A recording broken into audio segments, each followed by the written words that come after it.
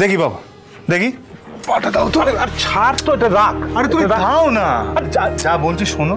চাটা খাও, চাটা খাও। কথা শোনে না। দাও পাটা দাও।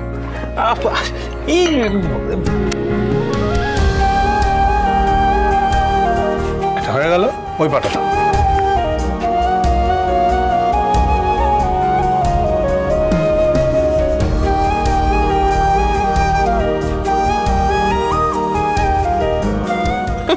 তুই খুলবি গিয়ে দরজা?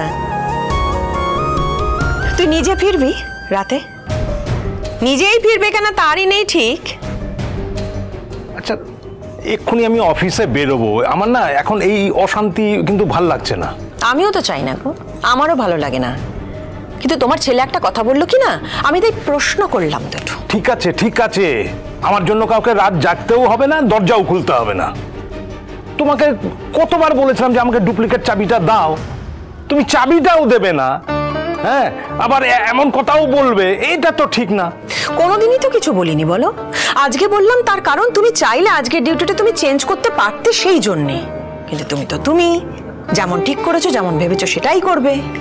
আচ্ছা, কেন করেছি এটা তো তোমাকে বুঝিয়ে বললাম। আচ্ছা ঠিক আছে, থাক না, কথায় কথা বাড়বে, কি দরকার। শোনো বলছি, তুমি সাবধানে যাও, ধীরে সুস্থে কাজ করে এসো, কোনো চাপ নেই, আমি দরজা খুলে দেবো, হচ্ছে? বেশ, তাহলে এখন বেরোই।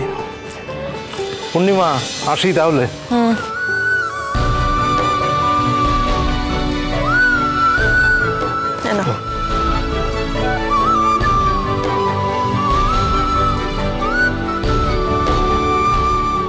সাবধানে যেও।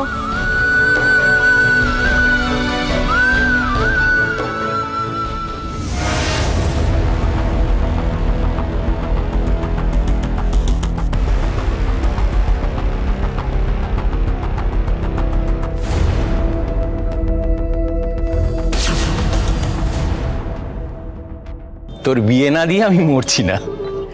আমার না ভালো লাগে না বাবা, মরার কথা আজকের পর থেকে কোনোদিনও বলবে না তুমি। দেখ রে মা, কালের নিয়মে একদিন সবাইকেই মরতে হবে। শুধু বিয়ে নয়, তোর সিএ হওয়াটা যদি দেখে যেতে পারতাম তাহলে খুব খুশি হতাম। মা, তুমি কিন্তু বাবাকে বারণ করো, আমার কিন্তু রাগ হচ্ছে এবার। ঠিক আছে শুনছো? মারে, তুই কি স্বপ্নগুলো একা দেখিস? আমিও তো দেখি। একদিন তুই সিএ হবি, আমাদের এই মন্দির প্রাঙ্গণটাকে তুই আধুনিক করে সাজাবি। তোর ইচ্ছে, আমার আশা আকাঙ্ক্ষা, তোর মায়ের স্বপ্ন, সব সব তুই পূরণ করবি। সত্যি দাদা, পূজারিনী আমাদের কি ভালোই না ছাত্রী ছিল। সবই কপাল গো সীমা। পড়াশোনা এত ভালো, তাই এত স্বপ্নও তো ছিল বলো। এত মেধাবী ছাত্রী হয়েও সিএ পড়ার জন্য যার। ও, পড়ানোর কথায় মনে পড়লো, ওই সকালবেলায় ছেলেটি কি যেন একটা বললো। কোন ছেলেটা? ওই গুন্ডাটার কথা বলছো তুমি? হ্যাঁ, ও বললো না। বিরাট বিজ্ঞ না হলেও আপনার মেয়েকে, মানে আমি পড়িয়ে কিন্তু সিএ বানিয়ে দিতে পারবো। বেশ জোর দিয়ে বললো, কিন্তু ওর কথায় না আমিও কেমন একটা ভরসা পেলাম জানিস। ভরসা করার আর লোক পেলে না তুমি, অসভ্য বেয়াদব গুন্ডা একটা।